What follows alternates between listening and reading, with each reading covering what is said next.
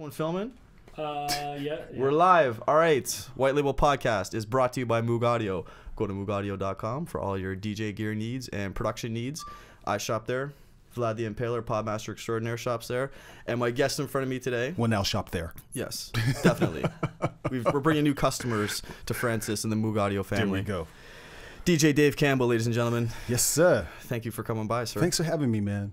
Coming off of your New Year's Eve gig at the Rivoli. Oh, yeah, that's right. Well, yeah, man. Wow, you do your homework. Yeah. Bump and Hustle, Garage 416. There you go. Jason Palma in the crew. Footprints, yeah. That's it, man. Wlp05 Lopez. They were my boys, man. How was it?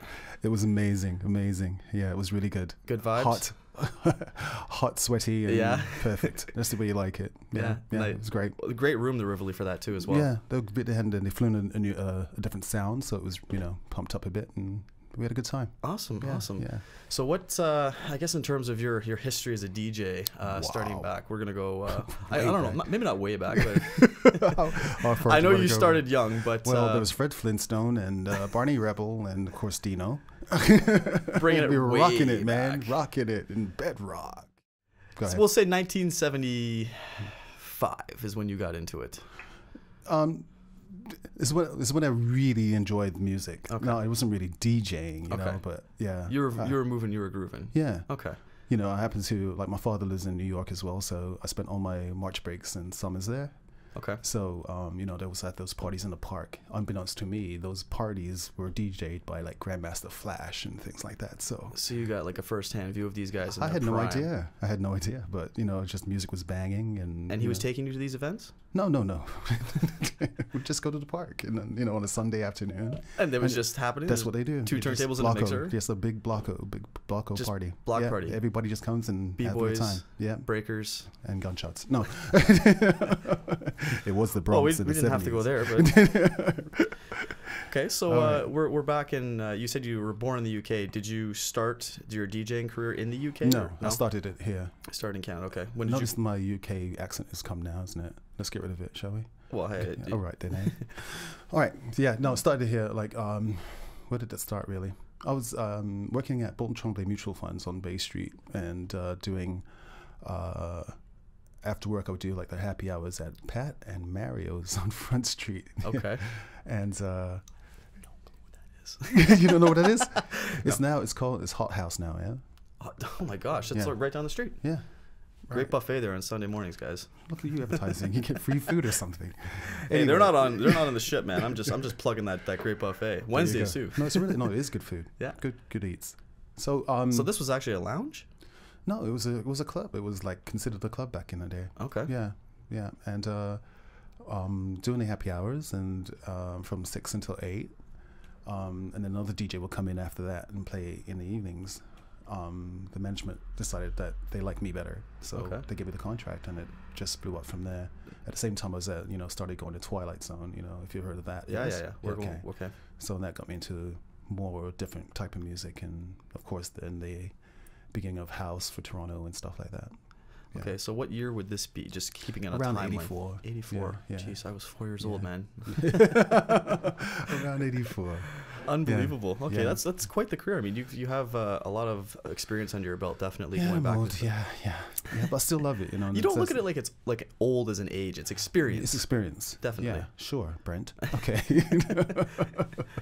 When you started out at Twilight, or so you said you got your gig at Twilight, it was... No, it wasn't really a gig. Like, I knew the owner. Okay. And then it was two brothers, Tony Assoon and Albert Assoon. One weekend, Albert couldn't make it, wasn't there. So they asked me to play. Okay. Tony Young, Master T, was in the room that night, and he's like, wow, I got the show coming up. Would you be my DJ? And it started a 10-year thing at Much Music. Everything just fell into place. Everything fell into place. Yeah. Wow. Just in the right place at the right time. And that was a 10-year contract you were with them? Well, the show lasted for 10 years, yeah. Wow. Mm-hmm. Were you on Rap City too? I remember. No, just the mix, extended mix. Yeah. Okay, and that must have taken you all over the place as well, because I mean that show was national. Well, across Canada for sure, like from Newfoundland to Victoria. We did a lot of stuff in the West Indies and stuff, and like Barbados and stuff like that. So that was great. Yeah, it was amazing. Wow, that's and, you know, got to also mix some of the extended mix CDs as well. Yeah, everybody had those in their car at some point. I mean, I remember them coming out from like 91, 92, and Master T was always on the front giving the peace sign. Right. We had those in our car. Everybody on those CDs. So I mean, you were basically in everybody's car across Canada at some point. Well, then that led into working at Quality, actually. Okay. You know, for a while then, before they went. Yeah. As they always do, sort of cycling the music. There you go. In terms of the music, obviously back then, different styles, different formats. You currently are more of what I would consider a not a mashup DJ, but a DJ of different sounds. You can play anything and everything. Well, just like you, Brent. I heard you at Brent House that night. Playing Hall & Oates. I caught you. Wow. Yeah. We're going there, out eh? of touch. You're out of time. Hey, and to my credit, though, the place went nuts. You were killing it. You were killing it. I was like, what? When you see the girls that are 30, 40 years old and they're asking for it, I'm like, okay, well, Hall & Oates it is. You just play to the crowd. That's it. Cougar time. Yeah. But I guess from your perspective, you had like different styles, different sounds going on back in the day. Oh yeah, everything. House music wasn't even around back in like the early 80s. It was just a derivative of disco back then. So I guess coming forward into the 90s and whatnot, when you came on the mix, it was more of an urban sound, an urban flavor. Well, it was an urban show, mostly urban videos. There were no house videos. There was nothing back then. Yeah. So I guess did you find yourself branded in that sense to being like an urban DJ? Well, I was also at the time doing a lot of warehouse parties as well, so I still was in the house as well, right? Okay. But on the commercial side, I was known as the urban DJ, but I still had my foot solid into not only house, but at the time I also was doing Cameron House, which is more like that neo soul, UK soul kind of stuff, like you know the time when like Soul to Soul came out, and you know Brand New Heavies and those kind of things. So small tiny room, but good vibes. Good vibes. Yeah. Everyone's just there for the music. Yeah, which is hard to find these days. No, you can't find that, right? They're there for their like you know bottle service. Yeah, exactly. Well, there was actually Roxy Blue was one of the places that I experienced back in the day, and that was one of the last places that sort of, well, I shouldn't say that. I mean, because we have footwork nowadays, and we have, you know, there's the Zone, and there's places that are just, you know, they're all about the vibes, all about the beats, but they're missing that family aspect where you walk into a room and you feel that warmth, that love, and everyone's just there for the vibing beats. On the same stuff. Exactly. Like you talked about, like you get suits, you get, you know, dreads, you get, you know, punks, everybody. So you got, you know, like for me, going back to like the people that I look up to as DJs, you know, like you got the Louis Vegas and Tony Humphreys, and these people all came through there, you know, Spinner, DJ Spinner, if you know about him, you know, and those guys really, you know, I really respect and like their stuff as well. So yeah, you've taken your talents to the classroom as well. You teach up at Scratch Lab. Yeah, I do. I teach them all my bad habits, you know, like cross-handed and stuff. You know? Right hand, right turntable, left hand, left turntable. No, let's do. I noticed that Scratch does that too. Did you ever notice that? Crosses his hands. Starting from scratch? Did I? Well, Scratch is there. Oh, well, Scratch bastard, I guess. Yeah, there's a few Scratches. Yeah, but we're in Toronto. Damn it, it's Scratch. Yeah, it's just he's the one and only. Mark Gagnon. I played with him at Cheval actually for the first time ever. And how was that? During TIFF? Amazing. Yeah. Such a down to earth guy. Great guy. Great guy. Did my wedding. He did your wedding? Yes. Yeah. Can't have a better DJ than that for your wedding. Yeah. Yeah, he's I'm divorced now. Sorry. Yeah. Well, hey, everything happens for a reason. It was a good wedding. It was a good wedding and an even better divorce party. There you go. Go ahead. Tell me about your Scratch story. My Scratch story was just, well, it wasn't much of a story except that Russell Peters shows up out of nowhere, and Scratch is Russell Peters' DJ, right. And we were doing a TIFF party for, I don't think it was Russell's movie, but he was there just promoting. It could have been Russell's movie actually. Yeah, because his movie came out around the same time, and he was in town and he was touring with, or Scratch was touring with him, and he basically just came to these places. I think it was Maison, and he was at Cheval, and just showed up out of the blue and turned around. Oh, sure enough, Russell Peters there. On a Vlad the Impaler was actually getting ready to go on the decks, and all right, we're gonna have to take a little bit more time off because Russell's gonna jump on and rip a set. No, he's pretty good. Yeah, apparently I've Pretty seen his YouTube videos, and I've watched him in his home studio with Qbert, just cutting the shit out of the records. I'm like, wow, man, this guy's quick on the cut. He knows what he's doing. He used to come by Fluid all the time, do the same thing. Yeah, you know, give me the Dre. You know, like back and forth and stuff. It's like, all right, go ahead, do your thing, son. That's it. Do your thing. Hey, if you got the skills, man, why not? Yeah. Let's see. So you mentioned. Can I tell my scratch story?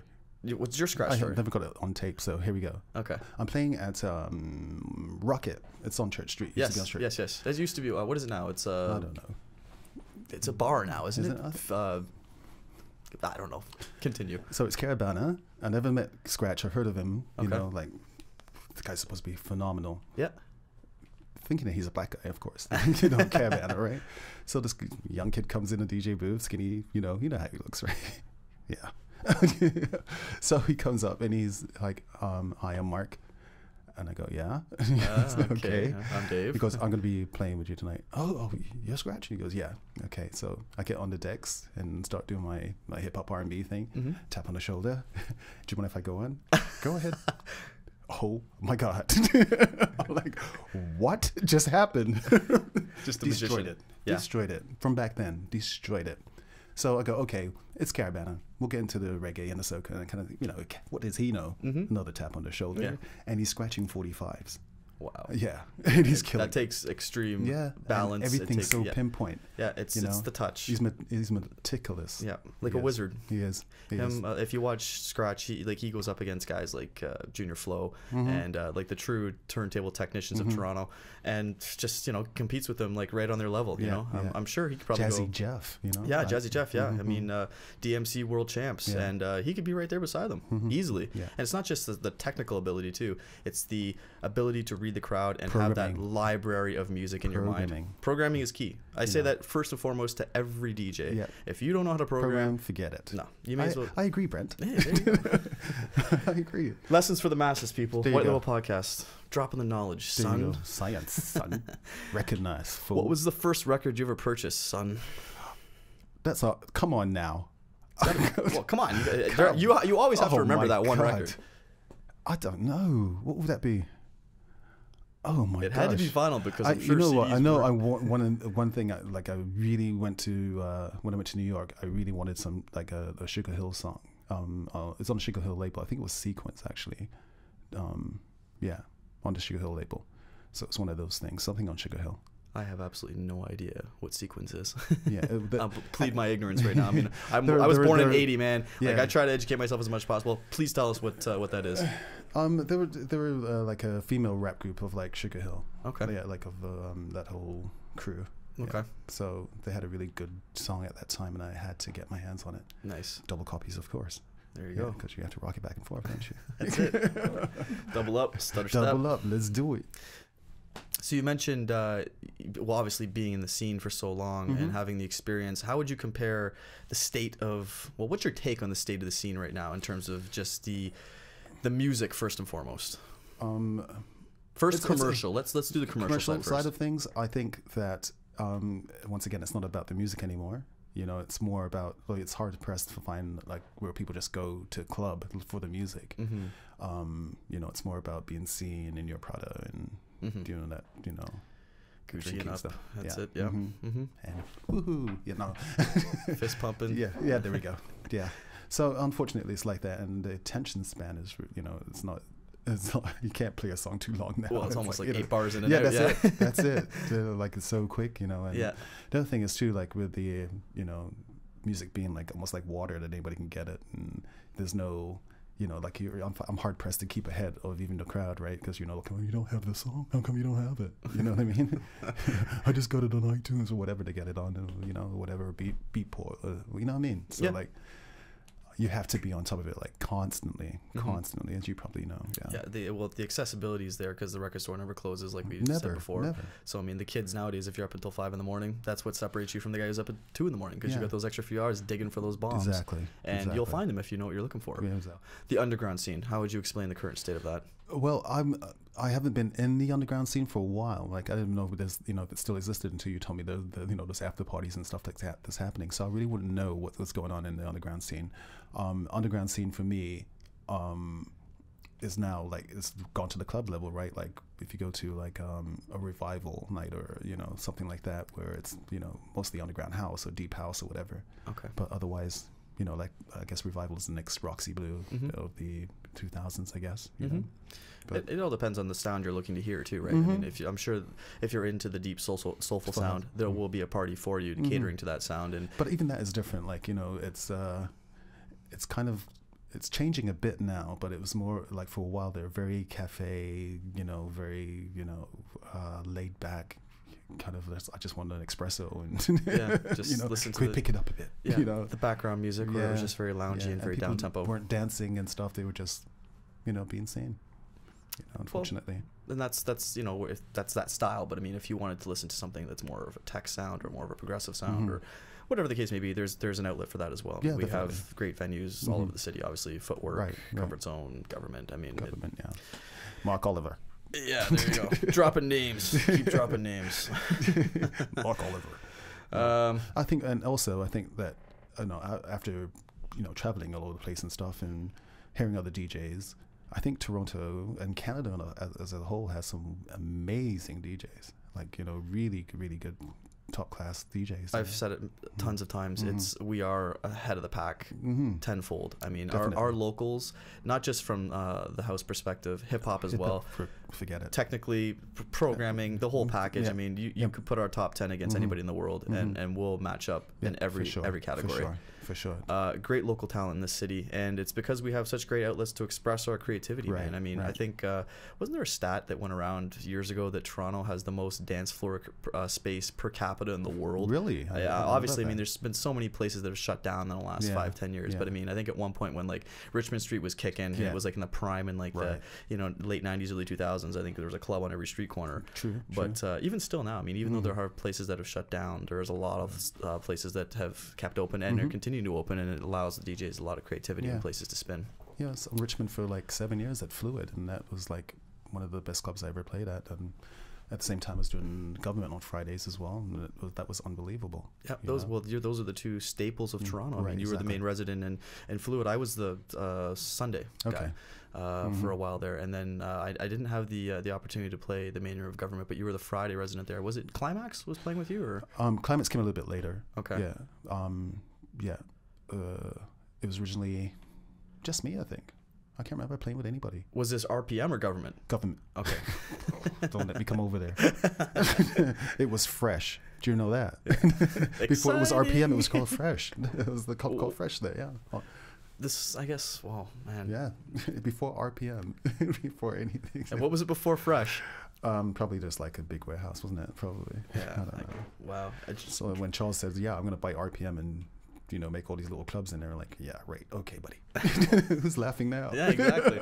I own the city. That's mine. That's mine. That's mine. So where can we find you nowadays, bro? Residents at Brant House on Fridays. Been there for the last 4 years now, and come on by, have a drink. Listen to DC, rip it up. I had the pleasure of playing with this gentleman on I think it was UFC weekend. We had Mr. Vanderlei Silva in the house, and they did the UFC promo party there. And I walked in, and Dave was on the decks, and it was the first time I had the opportunity to play with him. That is wrong, Brent. You were on the decks, and I walked in. I was on first. Yeah, I opened for you. Yeah. No, you don't even say that. That's not true. That's not true. Hey, that's your house. You could have had the whole night. I was like, go ahead, man. You were killing it. You were killing it, guys. Thanks, buddy. And I'm not just blowing smoke. You're really good. I appreciate it, man. No. Any shout outs to make for any shout outs to make for the evening before we get you on the decks? Shout outs. Not good with shout outs. Let's just shout out. I'll shout out my kids. Hey, Dania. Hey, Jalen. Daddy's on the podcast. Look at that. There you go. So Dad, you're such a nerd. We're going to move on now to the second part of the podcast, where DC is going to take you in whatever direction he decides to. Polka music. I have no idea what this man's going to play. Obviously, hey, and that's the best way to do it. All right, let's just do this, man. Let's get down with it. Ladies and gentlemen, let's do this. Thank you. Thank you.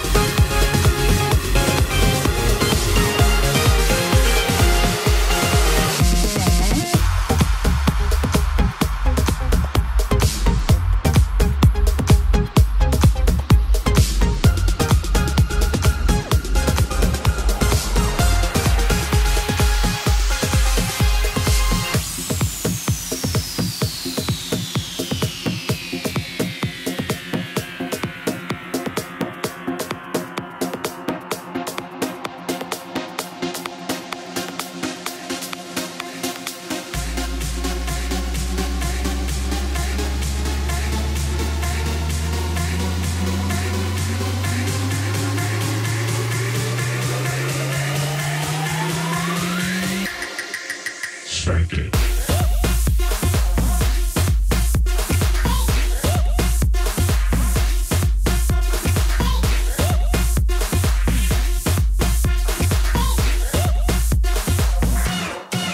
Spank it.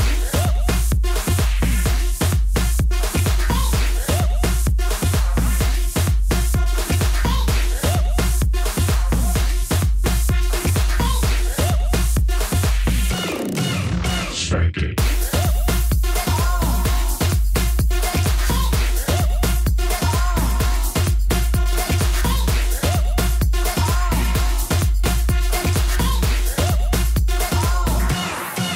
Spank it.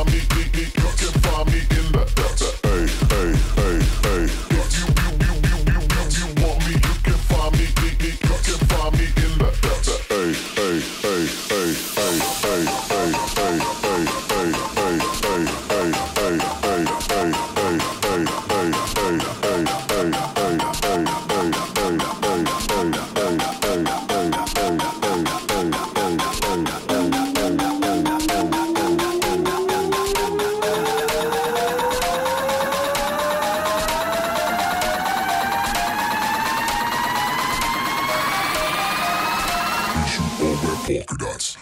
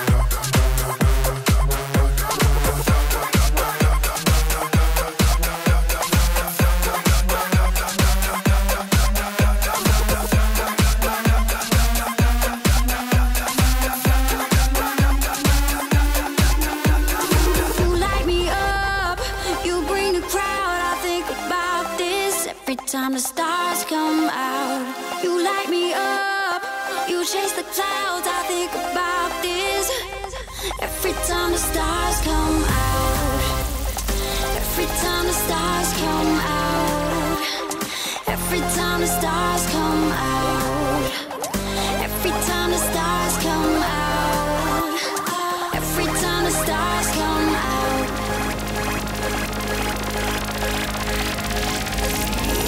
Every time the stars come.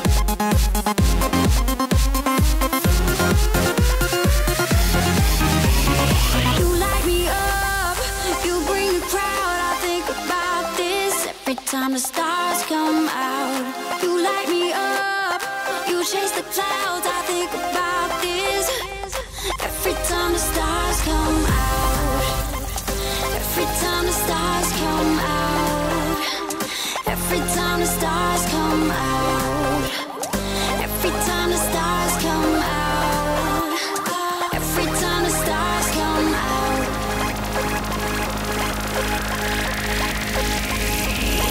Every time the stars come, you light me up. Every time the stars come, you bring the crowd. Every time the stars come, light me up. Every time the stars come, you chase the clouds.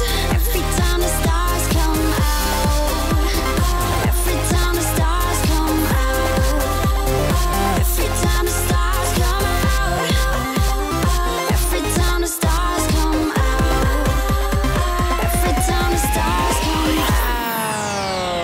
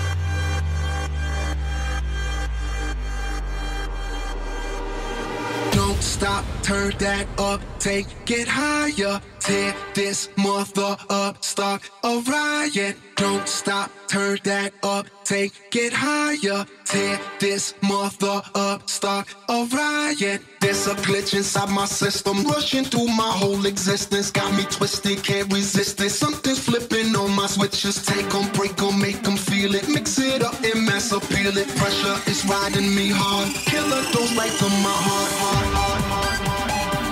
And there's no antidote. And there's no antidote. And there's no antidote. And there's no antidote.